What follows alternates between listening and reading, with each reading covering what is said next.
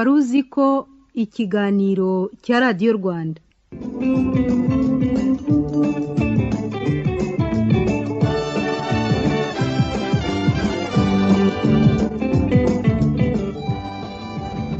ubuzima bworoha iyo bunyujije mu nzira zigoye. Itandukaniro ryonyine riba hagati yo kugera ku byo wifuza no gutsindwa ni amahitamo agoye ukora. Amahitamo yo kureka kujya mu kabari uyu munsi kandi ari mu mpera z'icyumweru. Amahitamo yo kuzimya televiziyo ukambara inkweto ukajya muri siporo. Amahitamo yo kubyuka mu ruturuturu ukajya gukora bya bindi wiyemeje uzakora muri uyu mwaka. Aya mahitamo arakomeye cyane ku buryo kuyakora ubifashwamo no kwigiraho ikinyabupfura wowe ubwawe aho gutsimbarara ku byoroshye kandi biryoshye.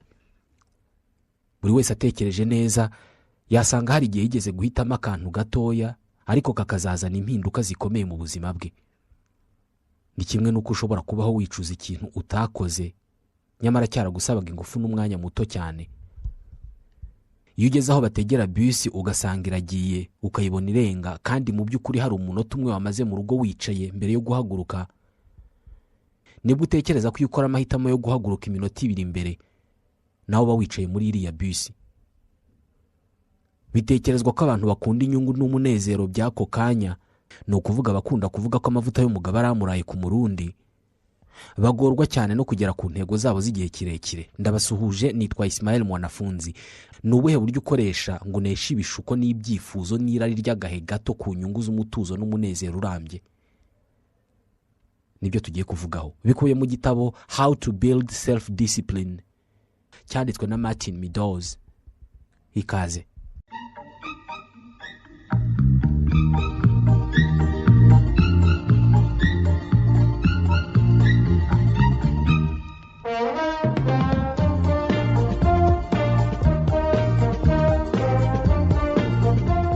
Kimwe mu bigora umubiri w'umuntu ni ukurwanya no gutsinda ibishuko ndetse n'irari uko byaba bimeze kose.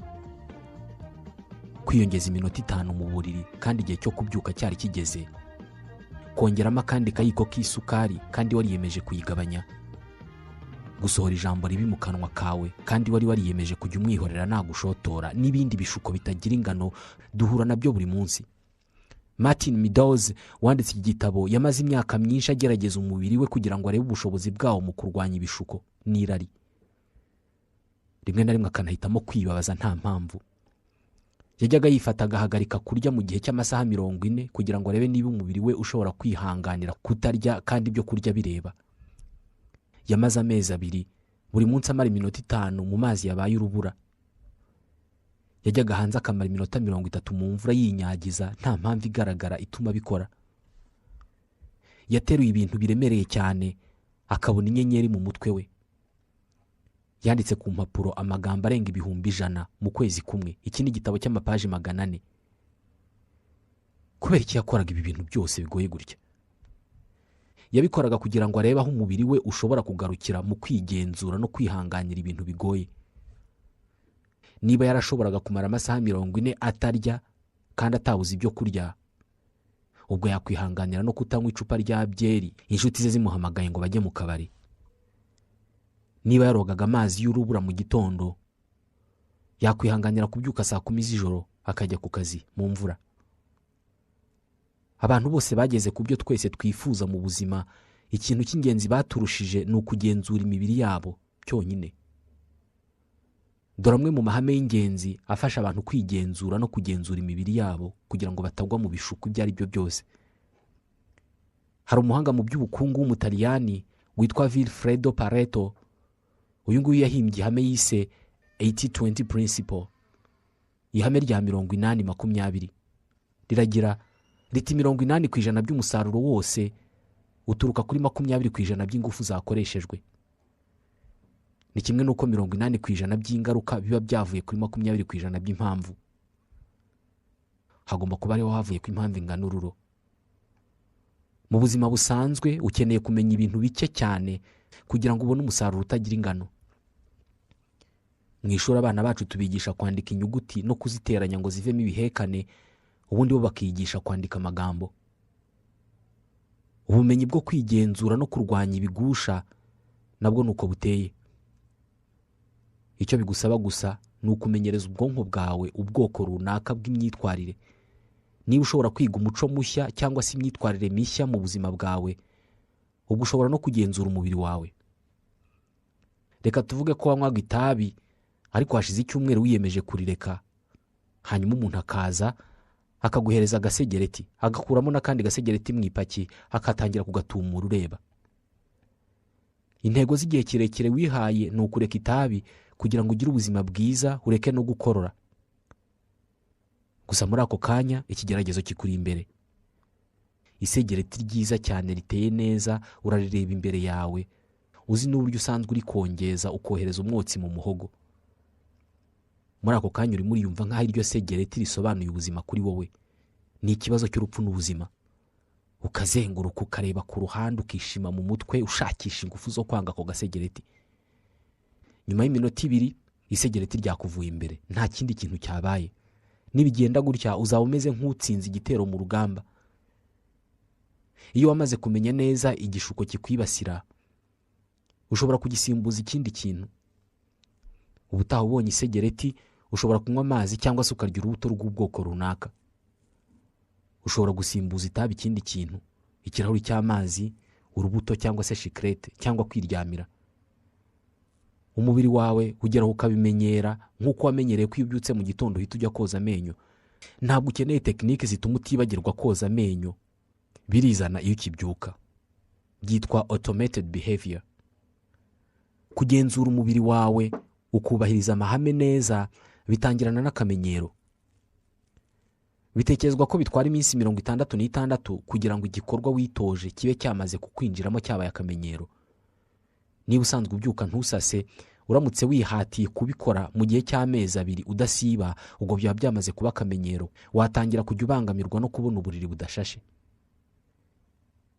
Buri munsi ugiye wemeza gukora igikorwa wifuza gutora nk'umuco, byagusaba kujya ubyiyibutsa bikugoye mu minsi ya mbere, ariko nyuma y'iminsi 66 watangira kujya ubikora utagombye no kubitekerezaho. Niba utanywaga inzoga, biragusaba kuyinywa iminsi 66, ubundi ukaba wamaze kwibagirwa ko hari igihe wigeze kubaho utanywa inzoga.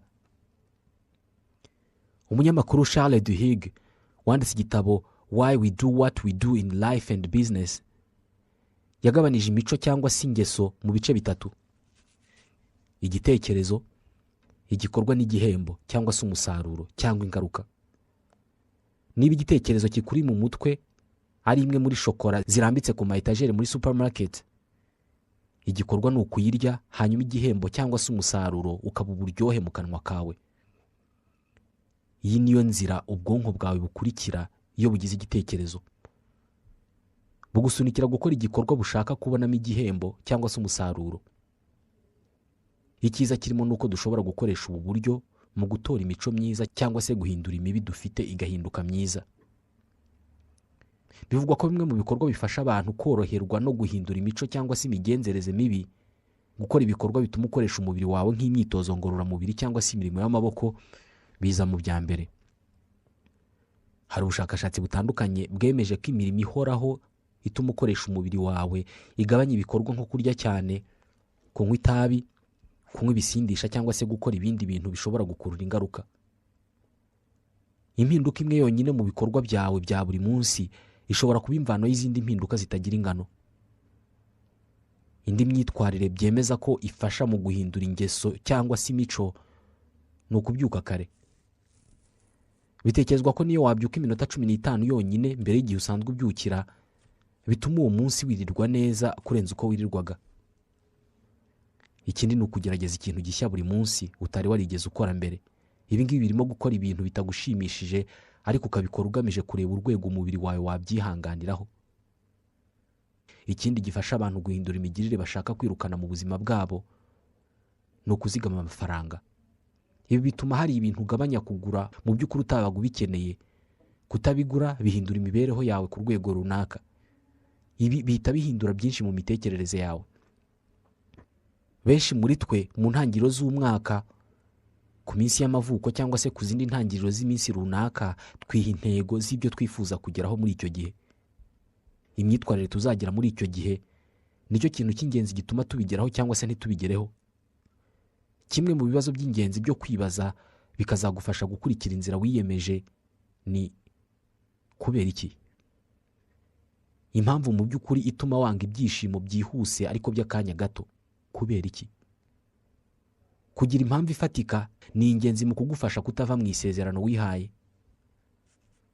Iyi mpamvu iyo yiyibukije buri gihe, iyo uhuye n'igishuko cyangwa se irari, bigufasha cyane kutaneshwa. Niba wariyemeje kuzigama amafaranga ugahura n'igishuko cyo kuyakoraho, ni byiza kongera gutekereza ku mpamvu yatumye ufata icyo cyemezo cyo kuyazigama. Reka tuvuge ko intego yawe ari ukureka inzoga ugatangira kubika amafaranga, ukagabanya umwanya wamaraga mu tubari kandi ukanagira ubuzima bwiza. Ni intego nziza, ariko biragoye kuyigeraho igihe inshuti zawe zihora zikubarira inkuru zo mu kabari n'uburyo kuwa gatanu zizajya kunywa inzoga zikagira ibihe byiza cyane. Bumwe mu buryo bushobora kugufasha kugera kuri iyi ntego kandi wanyuze muri ibi bigeragezo byose by'abashaka kongera kukunywesha inzoga, ni ukuyihuza n'amarangamutima. Tekereza ukuntu byuka umeze neza kuwa gatandatu iyo utaraye unyoye ibiyoga, umutwe utakurya, utananiwe, ibitekerezo byawe biri ku murongo kandi amafaranga yawe akiri mu ikofi. Ngaho ngera utekereze ku ndirimbo muzaririmba mu kabari kuwa gatanu, ibyo muzaganira, amacupa y'inzoga muzanywa, n'ukuntu muzataha saa 8 z'ijoro mugwirirana. Ibi ngibi bishobora kuzatuma uhita ufata icyemezo cyo kutaza kujya mu kabari uwo munsi. Rimwe na rimwe iyo uri imbere y'ikintu gishaka kugukura ku ntego wiyemeje, birahagije gufata umunota umwe wonyine ukagikuraho ibitekerezo n'amaso. Muri uwo munota umubiri ushobora kuba wamaze kongera gukangura ingufu zo kwihagararaho. Kwerekeza amaso yawe mu gihe kizaza, ukabasha kwireba warabashije kwesa umuhigo wihaye, ni uburyo bushobora kugufasha kunesha ibishaka kugukura mu murongo. Ubundi buryo bwiza ni ukwirinda kujarajara mu bitekerezo, ahubwo ugatekereza cyane ku bintu birimo kuba ako kanya. Kenshi imico mibi biragora kuyigenzura kubera ko ibikorwa byayo biba mu buryo bwihuse cyane mu kanya gato cyane. Umuntu akubwira ikintu utishimiye, ukagarura ubwenge ku gihe wamaze kumubwira nabi. Iyi niyo mpamvu ari ingenzi cyane guhora uzirikana ibitekerezo bikuri mu mutwe kandi ukibanda cyane ku bintu birimo kuba ako kanya, aho gushyira ibitekerezo byawe ku bintu byahise cyangwa se bizaza. Hamwe n'ibirangaza byuzuye muri iyi si igezweho, biroroshye cyane kwibagirwa imihigo wihaye uyu mwaka ugitangira. Niba wariyemeje kugabanya ibiro, ushidukuriye shokora mu gihe wari urimo kwandikira abantu kuri WhatsApp. Hari ubushakashatsi bwagaragaje ko abaguzi bafite ibintu bibarangaza, byaba ibibari mu mutwe cyangwa se ibibari imbere, baba bafite ibyago byinshi byo kugura ibintu mu by'ukuri badakeneye igihe bari mu maguriro. Uburyo bwiza bwo kutajarajara mu bitekerezo ni uguhora utekereza kuri ya mpamvu wiyemeje gufata icyemezo wafashe. Ubundi buryo butuma utarangara mu bitekerezo ni ukugabanya igihe umara ku mbuga nkoranyambaga. Umubiri w'umuntu urimo imwe mu misemburo iwukoresha ikora icyarimwe nk'inshuti ariko ikanakora nk'umwanzi. Umwe muri yo witwa dopamine. Ni kimwe mu byitwa neurotransmitter, ubwoko bw'ibinyabutabire bishinzwe gukura amakuru muri tumwe mu tunyangingo tw'ubwonko biyajyana mu tundi. Iyi dopamine ivubuka iyo ukoze ikintu runaka kikakuryohera. Niyo ituma wumva wakongera kugikora. Kurya, guhuza ibitsina, kunywa inzoga n'ibindi biyobyabwenge. Uyu musemburo uvubuka gusa buri gihe iyo ubonye ikintu wamaze gusanisha n'ibyishimo. Bitewe n'ibyo wamenyereye, ubwonko bwawe bufata ibintu bimwe na bimwe bukabisanisha n'umunezero, ku buryo buri gihe iyo ubyumvise cyangwa se ubibonye, umubiri wawe uhita utekereza ibyishimo wabikuramo, ubundi ukitwara mu buryo bw'irari. Ni nk'umwana mutoya wamenyereje guterura ukamusimbiza, iyo akubonye nta kindi kimuza mu mutwe, uyu musemburo uhita uvubuka. N'imbwa nuko iyo wamenyereye gukina nayo, iyo ikubonye buri gihe ibishaka ko mukora bya bindi mwakoze ubushize. Niko impumuro y'urukarango ku bantu bashonje ikora, amashusho y'urukozasoni, amashusho y'ibiribwa biryoshye ndetse n'ibindi. Umunywi w'itabi iyo abonye isegereti cyangwa se akumva umwotsi waryo, uyu musemburo uhita uvubuka mu bwonko, agatima kagatangira kurehareha. Gusa iyo icyo kintu urimo kwifuza cyangwa se wagiriye irari utakibonye, uyu musemburo uhita utangira kugenda ugabanuka, ariko twese turabizi ko bigoye cyane kwihangana igihe ufite amashyushyu cyangwa se irari ry'ikintu runaka. Ni ukubera ko uyu musemburo uba urimo kuba mwinshi mu bwonko bwawe ugusunikira gusingira icyo kintu. Kutawumvira bisa no kurwana nawo. Ubwonko bwawe buba burimo kukurwanya.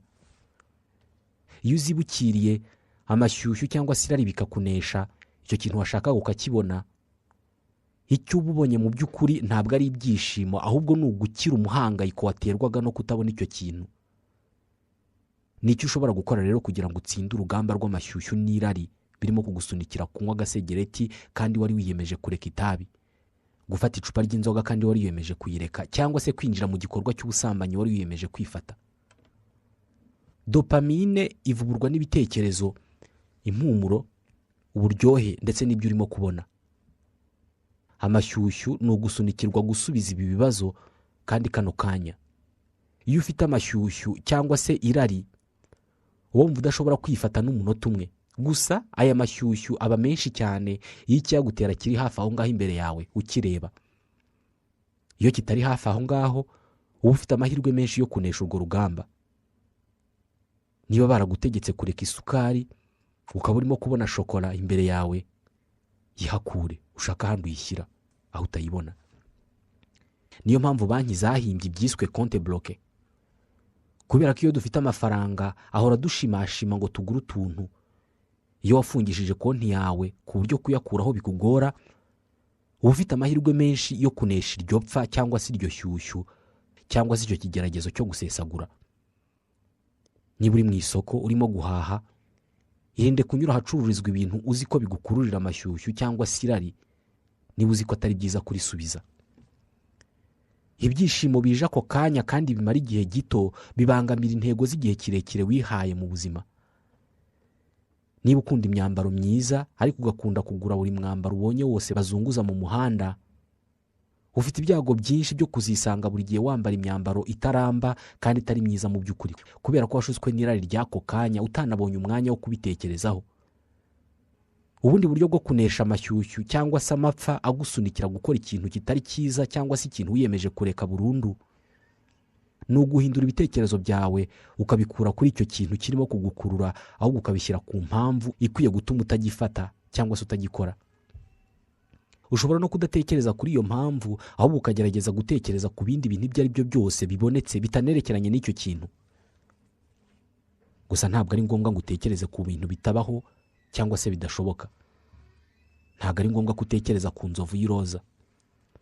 Ushobora gutekereza ku bintu bibaho bishobora gutuma ibitekerezo byawe bijya kure bikava kuri icyo kintu kirimo kugutera amashyushyu. Niba uzi ko muganga yakubujije kunywa inzoga, gabanya kuzitekerezaho. Niba ufite ikibazo cy'umubyibuho ukabije, ukaba udakora imyitozo ngororamubiri kandi ukaba ukunda umuziki, ushobora kurema ubundi bwoko bushya bw'ibyishimo bizatuma ukora imyitozo ngororamubiri kandi ukagabanya kurya. Igihe utekereje kurya kandi mu by'ukuri udashonje kandi ushaka kugabanya ibiro, ushobora guhita wiyumvira umuziki cyangwa se ugatangira kujya wumva umuziki urimo gukora imyitozo ngororamubiri. Iyi nayo ni impamvu abantu benshi bakora siporo bumva umuziki. Hari n'ubwoko bwa siporo bakora bagendera ku njyana y'umuziki. Umubiri wawe wishimira umuziki urimo kumva, ukibagirwa ububabare n'imvune by'imyitozo urimo ukora. Nubigenza utya, buri gihe uko uzajya ubona inkweto zawe za siporo, uzajya uhita utekereza ubwoko bw'indirimbo wumva iyo urimo kwiruka. Ubutaha ntabwo uziganyira mu gukora imyitozo ngororamubiri.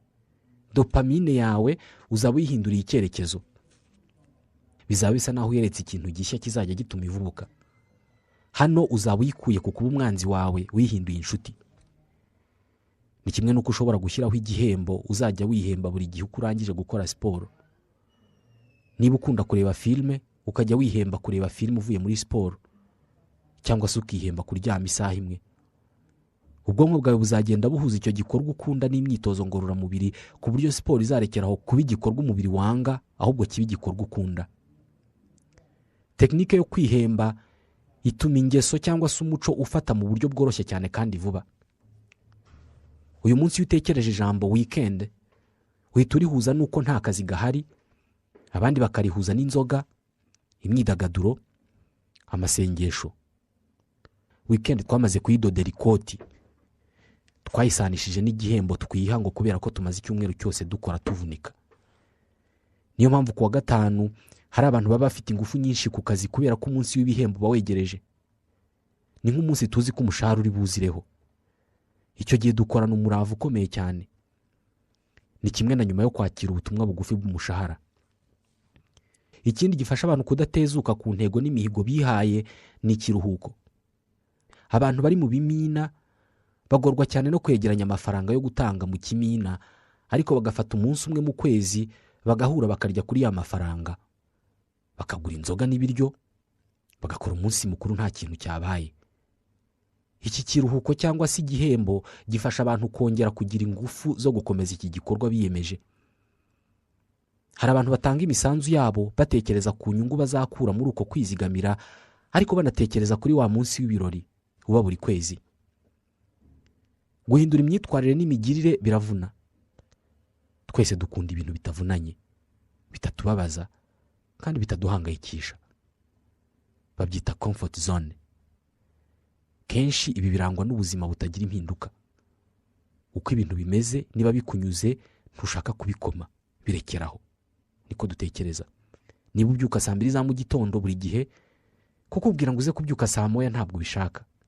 Iyi iri mu mpamvu zituma imishinga yacu y'iterambere itagera ku ntego. Kubera ko kuyishyira mu bikorwa bisaba guhindura imibereho yacu isanzwe itunezeza cyangwa itunyura. Bisaba guhaguruka ukajya ku kazi mu gihe igiparu cyari kiryoshye.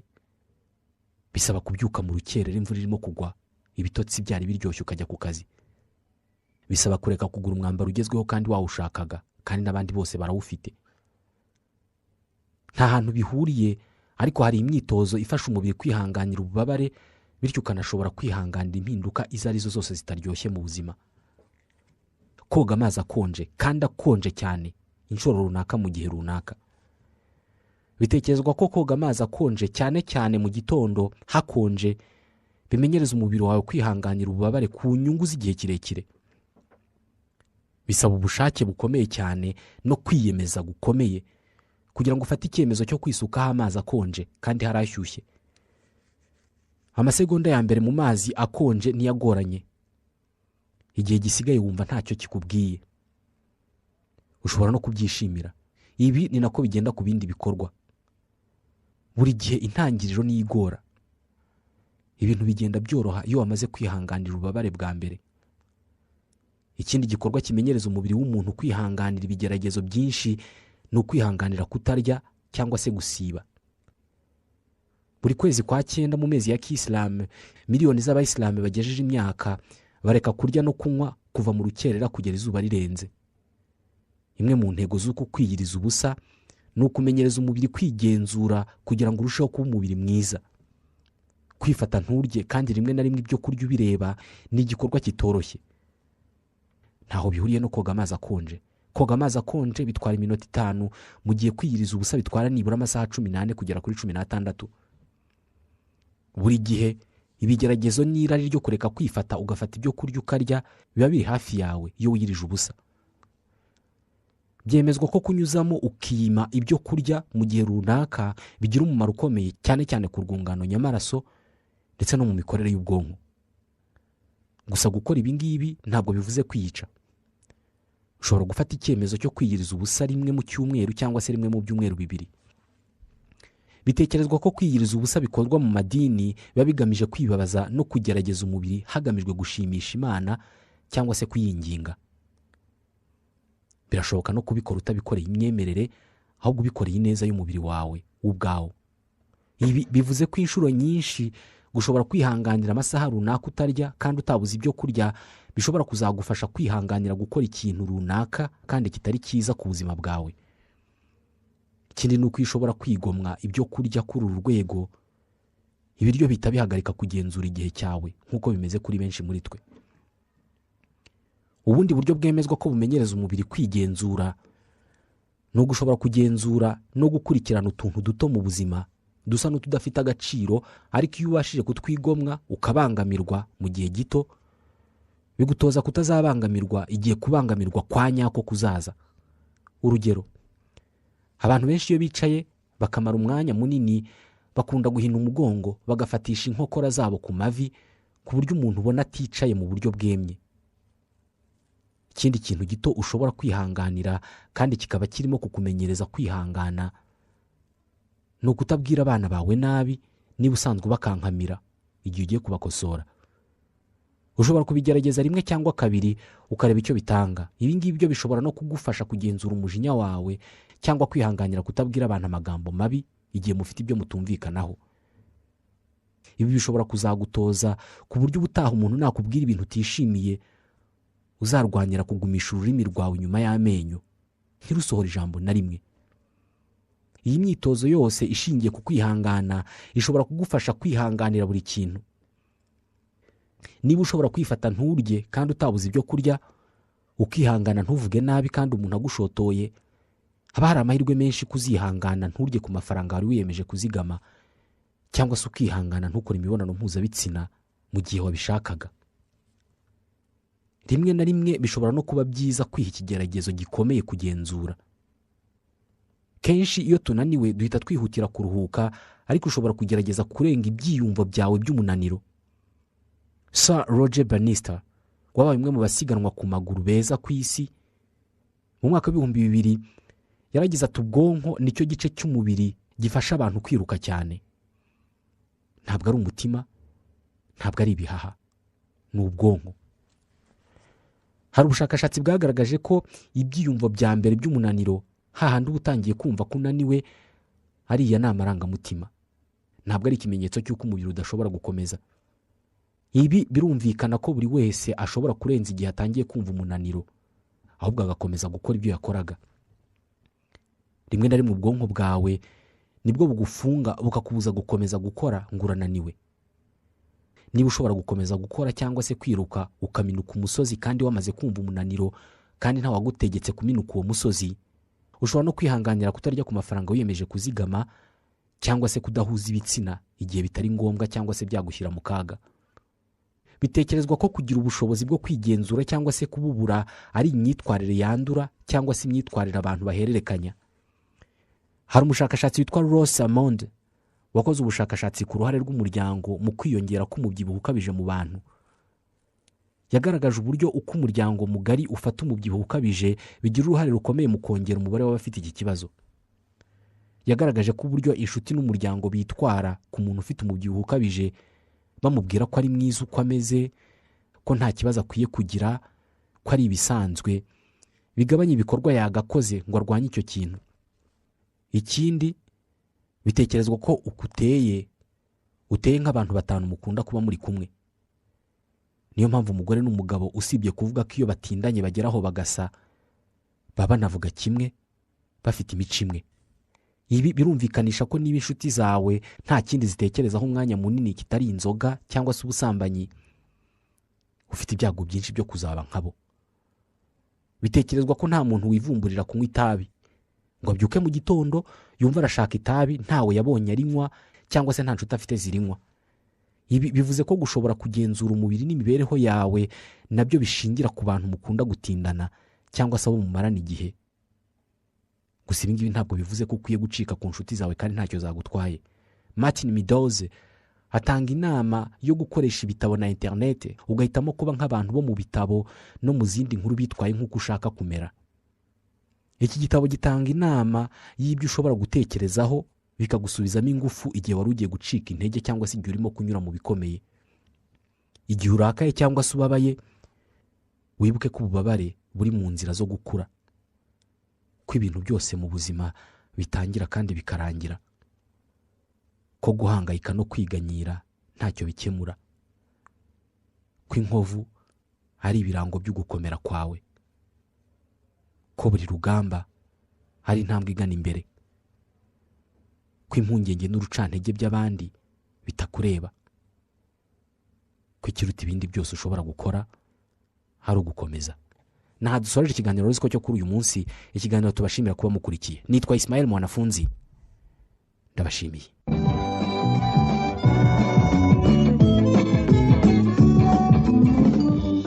Wari uzi ko ikiganiro cya Radio Rwanda